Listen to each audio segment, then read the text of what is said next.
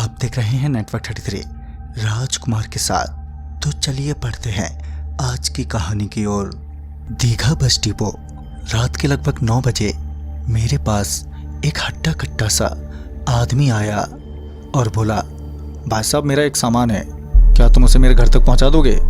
मेरा तो bus depot पर काम ही यही था, सवारियों के सामान को उनके घर तक पहुंचाना। तो मैंने उससे कहा, हाँ साहब क्यों नहीं, कहाँ जाना है, सामान कितना है आपका? इस पर उस आदमी ने कहा, ज़्यादा दूर नहीं है और सिर्फ एक ही बक्सा ले जाना है। इस पर मैंने उसे सामान के पास ले जाने को कहा तो वो बोला, सामान अभी आया नहीं है, वो रात वाली गाड़ी से आएगा, यहीं कोई 1:30 बजे के आसपास। ये सुनकर तो मैंने उसे साफ कह दिया कि इतनी रात को नहीं हो पाएगा, मगर जब उसने मजदूरी बताई तो मैं मान गया। भला 5,000 की मजदूरी को कौन मना करता है। मेरे हाँ बोलने के बाद उस आदमी ने कहा, देखो मैं तो जा रहा हूँ, पर ध्यान से वो बक्सा लेकर आ जाना, और हाँ रास्ते में भूलकर भी उसे कहीं रखना मत। और इतना बोलकर वो वहाँ से चला गया। इससे पहले मैं उससे इसकी वजह पूछता कि वो बिना कुछ सुने ही वहाँ से चला गया।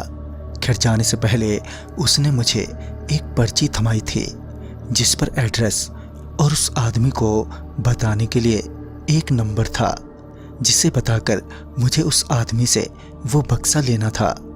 उस आदमी के जाने के बाद मैं बस डिपो पर ही उस बक्से के आने का वेट करने लगा जिसमें उसका वो बक्सा आने वाला था।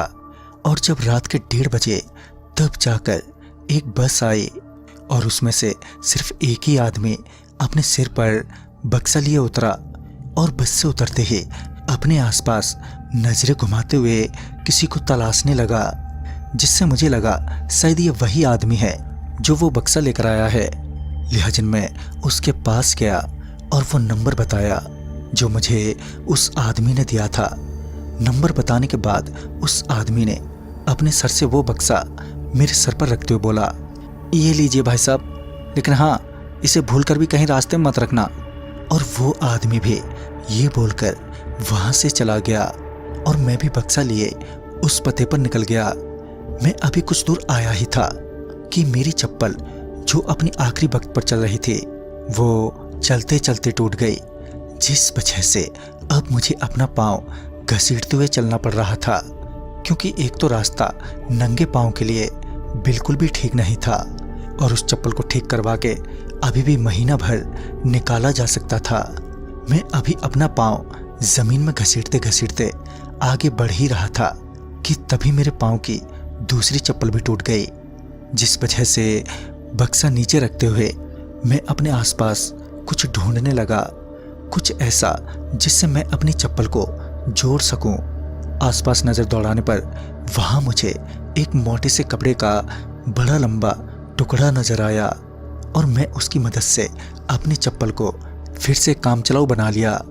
चप्पल ठीक करने के बाद जब मैंने वापस से वो बक्सा उठाकर अपने सर पर रखा तो मुझे ऐसा लगा कि ये बक्सा पहले के मुकाबले अब काफ़ी भारी हो गया है, जिस वजह से मुझे आगे बढ़ने में ज़्यादा ताकत लगानी पड़ रही थी और जल्दी ही मेरी हालत पतली पड़ने लगी। साथ ही मुझे अब ऐसा महसूस हो रहा था कि कोई मेरे सर में छेद करके मेरे सर में घुसने की कोशिश कर रहा हो। मैंने तभी फिर से एक बार वो बक्सा नीचे रखा और अपने सर पर हाथ फेरते हुए ये जांच करने लगा कि कहीं किसी तरह का कीड़ा सर पर आकर तो नहीं बैठ गया है, मगर ऐसा कुछ भी नहीं था। जब मुझे कुछ भी वैसा नहीं मिला तो मैंने बक्से को उठाते हुए वापस सर पर रखना चाहा, मगर अब वो बक्सा इतना भारी हो गया था कि मैं अपनी पूरी जान लगाकर भी उसे उठा नहीं पा रहा था। उस बक्से के ऐसे अचानक भारी हो जाने से मेरा माथा चकरा तो गया था, मगर मैं आधे से ज़्यादा रास्ता तय कर चुका था। तो ऐसे में मैं वो बक्सा उस पते पर बिना पहुंचाए छोड़कर चला जाता तो मुझे उन 5,000 रुपए से भी हाथ धोना पड़ता। लिहाजन मैं इस जोड़ तोड़ में लग गया कि आखिर इस बक्से को उस पते तक कैसे पहुंचाऊं। उस वक्त वहां पर कोई भी नहीं था जिसकी मदद लेकर मैं ये बक्सा उस पते तक पहुंचा देता, जिस वजह से मैं उस बक्से को अपने दोनों हाथों से पकड़कर खींचने लगा और जैसे तैसे करके मैं उस बक्से को खींचते हुए उस पते के बेहद करीब पहुंच गया। मगर अचानक ही वो बक्सा गर्म होने लगा था, जिस वजह से मैंने उस बक्से को छोड़ना चाहा, मगर मैं वो बक्सा छोड़ ही नहीं पा रहा था। मेरे हाथ उस बक्से के हैंडल से चिपक गए थे। अपना हाथ उस बक्से से ना हटा पाने के कारण मैं बहुत ही घबरा गया। साथ ही उस बक्से की गर्मी बढ़ती ही जा रही थी, जिससे मेरे हाथ अब जलने लगे थे। तभी वो बक्सा अचानक ही अपने आप पीछे खिसकने लगा और उस पीछे सरकते बक्से के साथ मैं भी जमीन पर रगड़ता हुआ जाने लगा। मेरा पूरा शरीर बुरी तरह छिल चुका था, मगर वो बक्सा अभी भी पीछे सरकते ही जा रहा था। इसी बीच में कब बेहोश हो गया मुझे पता ही नहीं चला। फिर जब मुझे होश आया तो मैं उस बड़े बक्से के अंदर था और इससे पहले मैं उस बक्से से बाहर आता कि किसी ने वो बक्सा बंद कर दिया। हालांकि मैं जोर जोर से चिल्लाते हुए बोले जा रहा था कि मुझे बक्से से बाहर निकालो, मगर किसी ने मेरी बात ही नहीं सुनी। और तभी मुझे ऐसा लगा कि वो बक्सा जिसमें अब मैं बंद था उसे कोई उठाने की कोशिश कर रहा है। बक्से के लगातार हिलने से ये तो साफ था कि कोई मुझे उस बक्से में बंद करके कहीं ले जा रहा है। वैसे तो मैं अभी भी चीखे ही जा रहा था, इस उम्मीद में कि किसी दूसरे आदमी को मेरी चीखें सुनाई दे जाएं और वो किसी तरह मेरी मदद कर दें, मगर मुझे किसी भी तरह की कोई मदद नहीं मिली। और फिर जब बक्से का हिलना बंद हुआ तो मुझे ये सोचकर डर लगने लगा कि ना जाने अब क्या होगा। तभी उस आदमी ने बक्से को नीचे रखा और किसी ने वो बक्सा खोला। बक्से के खुलते ही मेरी नज़र बक्से के सामने खड़े एक आदमी पर पड़ी, जिसे मैं वहां देखकर दंग रह गया, क्योंकि वो कोई और नहीं था बल्कि वो वही आदमी था जिसने मुझे वो बक्सा पहुंचाने के बदले में 5,000 रुपए की मजदूरी देने की बात की थी। मैं उसे देखते ही एकदम से बोल पड़ा, तुमने जानबूझकर मेरे को फंसाया है। तुमने अच्छा नहीं किया मेरे साथ। अब चुपचाप मुझे यहाँ से जाने दो, नहीं तो मेरे से बुरा कोई नहीं होगा। मैं उस आदमी पर उस वक्त इतना ज्यादा गर्म हो रखा था कि मैं उसे कुछ बोलने का मौका तलक नहीं दे रहा था। वो आदमी मुझे ऐसे देख रहा था मानो मेरे को जानता ही ना हो, जिस पर मैंने उससे कहा भी, ऐसे क्या देख रहे हो? तो वो आदमी बोला, कौन हो तुम? उसके मुंह से ये सुनकर तो मेरा मन उसके कान के नीचे लगाने को किया कि तभी मेरा ध्यान मेरी इस बात पर गया कि वो आदमी अब कुछ ज्यादा ही लंबा नजर आ रहा है। फिर जब मैंने अपने आप को निहारा तो मैंने देखा कि मेरा कद पहले से छोटा हो गया है, साथ ही मेरा पूरा बदन सफेद पड़ गया है। ये सब देखकर मैं एकदम से बदहवास हो गया और मैं उस आदमी से चीखते हुए बोला, ये क्या किया है तुमने मेरे साथ? मैं अभी इसी कसमकस में था कि ये क्या हुआ है मेरे साथ कि तभी मेरी नज़र उस आदमी पर पड़ी जो अब अपने घर के दरवाजे की ओर देख रहा था। फिर जब मैंने दरवाजे की ओर देखा तो मैं एक पल को बहुत चक्का हो गया। मेरे पांव अचानक ही थरथराने लगे और मेरी धड़कनें एकदम से बंद पड़ गईं। दरअसल दरवाजे पर मैं ही खड़ा था, मतलब कोई हूबहू मेरे जैसा ही। उसके हाथों में वो पैसे भी थे जो मुझे बक्से को पहुंचाने के बदले में मिलने वाले थे। इससे पहले मैं कुछ बोलता कि वो जो अब मेरे शरीर में था वो वहां से चला गया और उसके जाते ही उस आदमी ने मुझसे पूछा, क्या तुमने रास्ते में कहीं बक्सा ज़मीन पर तो नहीं रखा था? उसके सवाल का जवाब देते हुए मैंने हिचकिचाते हुए बोला, हाँ साहब। मेरे हाँ बोलते ही वो आदमी झुंझलाते हुए बोला, तुमसे मैंने उसी वक्त कहा था कि भूल से भी बक्से को बीच में कहीं भी मत रखना, अब भुगतो।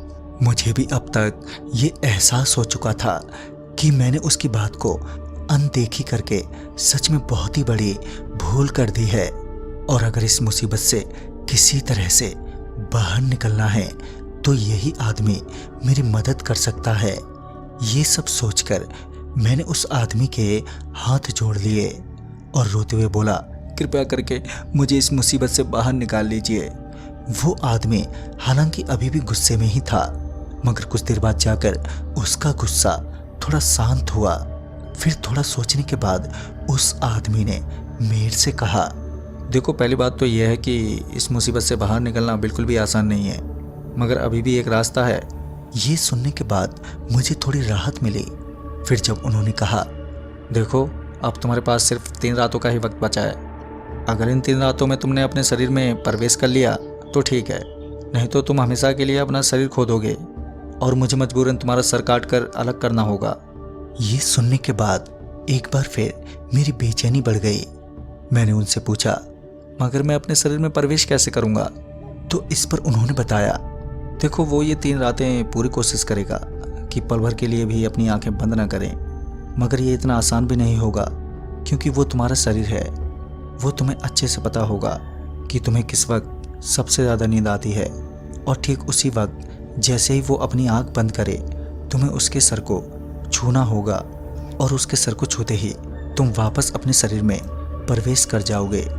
मगर सिर्फ प्रवेश करने भर से काम खत्म नहीं होगा, तुम्हें तुरंत ही इस शरीर को वापस से इस बक्से में डालना होगा और बिना ज़मीन पर रखे मेरे पास यहाँ लाना होगा, और फिर जैसे ही मैं उसका सर काटूंगा तुम हमेशा हमेशा के लिए इस मुसीबत से आज़ाद हो जाओगे।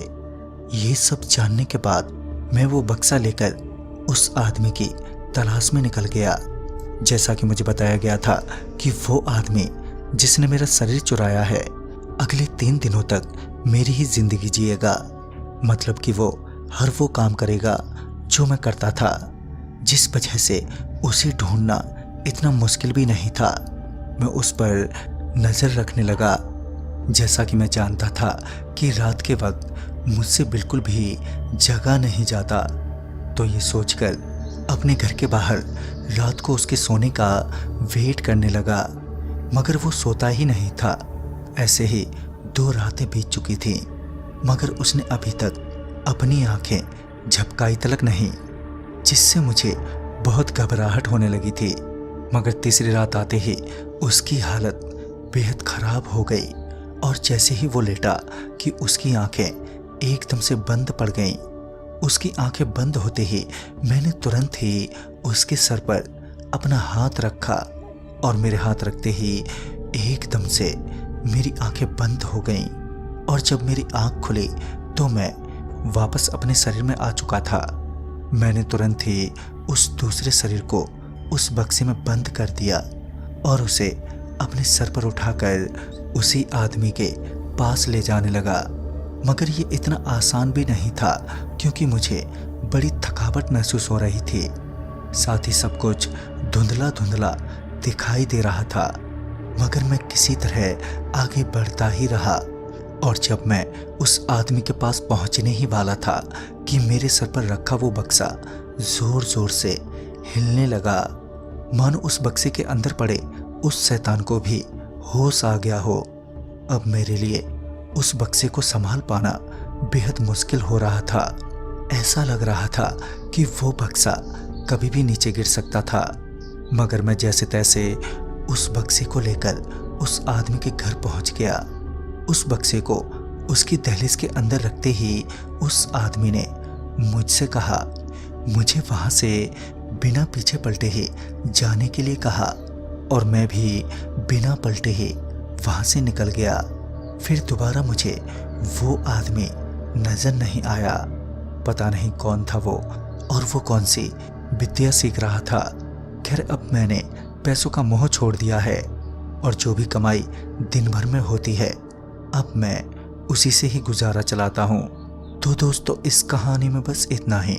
तब तक के लिए बाय एंड टेक केयर।